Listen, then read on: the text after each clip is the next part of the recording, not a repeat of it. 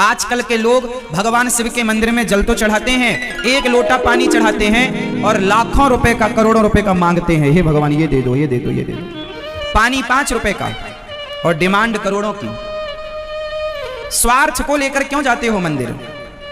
यदि स्वार्थ को लेकर गए तो जब तक स्वार्थ पूरा किया शिव जी ने, तब तक तो आपकी आस्था शिव जी पर रहेगी, और जिस दिन स्वार्थ पूरा ना किया उस दिन आप शिव जी के दुश्मन हो जाओगे। अरे शिव जी तो सुनते ही नहीं, शिव जी में तो पहले आस्था थी, अब नहीं है, क्योंकि पहले सुनते थे अब नहीं सुनते। इसलिए भक्ति कैसी होनी चाहिए? निष्काम।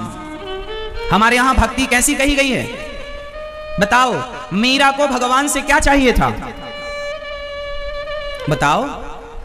मीरा ने भगवान की भक्ति क्यों की? आपसे मैं पूछूं कि आप भगवान की भक्ति क्यों करते हैं, तो आप कहेंगे हमारे बहू के बेटा नहीं है, हम गरीब हैं, हम ये हम वो चाहते हैं भगवान से। चला बताओ मीरा ने भगवान से क्या चाहा? बोलो जोर से, और जोर से। मीरा ने भगवान से क्या चाहा?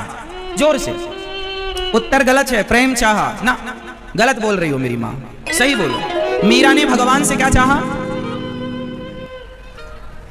मीरा ने भगवान से क्या चाहा? पीछे वाली मैया, मीरा ने भगवान से कुछ नहीं चाहा। मीरा ने भगवान से नहीं, मीरा ने तो भगवान को चाहा।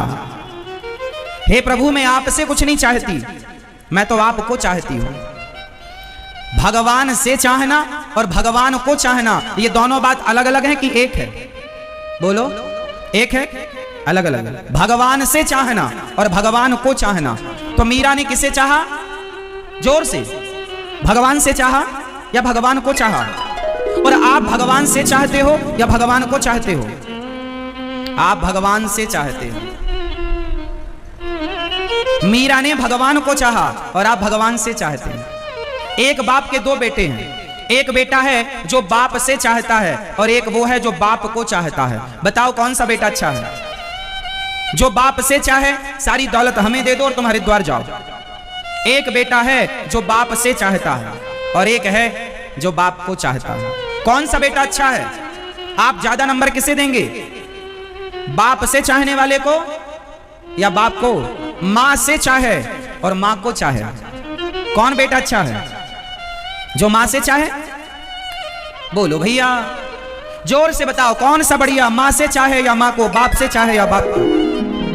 हाँ, बाप को चाहे। तो बताओ भक्त कौन अच्छा? जो भगवान से चाहे या जो भगवान को चाहे? जोर से। तो आप बताओ कि इन दोनों में आप कौन से वाले हो?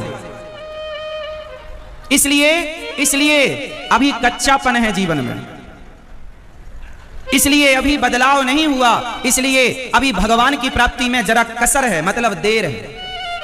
भगवान की प्राप्ति में तब तक देर रहेगी जब तक आप भगवान से चाहते रहेंगे। भगवान से अब कोई चाह ना रखकर, हे गोविंद अब आपसे नहीं, अब तो आपको चाहता हूं, आप मुझे दर्शन देकर कृतार्थ कीजिए। निस्वार्थ मंदिर जाओ ना, ओमकारेश्वर जाओ, पर चाह लेकर नहीं जाओ।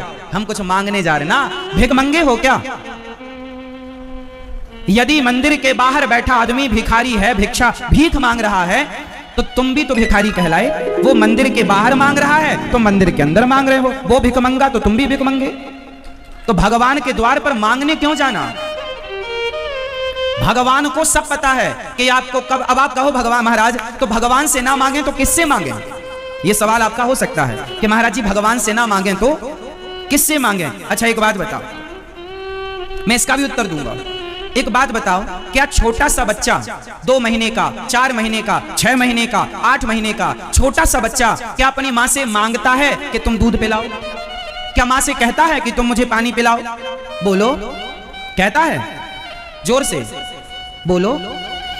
छोटा सा 2-4 महीने का बच्चा है, क्या वो कहता है अपनी माँ से कि मुझे दूध पिलाओ या पानी पिलाओ या मुझे गर्मी लग रही है या मुझे सर्दी लग रही है? कुछ कहता है? नहीं। अच्छा कुछ नहीं कहता, पर बिना कहे माँ सब समझती है कि नहीं? बिना कहे माँ कब से भूख लगी होगी, कब से सर्दी लगी, कब से मालिश करनी, कब से क्या करना। जैसे बच्चे को कुछ नहीं कहना पड़ता, वो तो माँ के आश्रित रहता है, माँ सब समझती है। उसी तरह जब तुम जैसी अनपढ़ माँ सब समझ लेती है, तो भगवान नहीं समझ सकते क्या कि तुम्हें क्या चाहिए?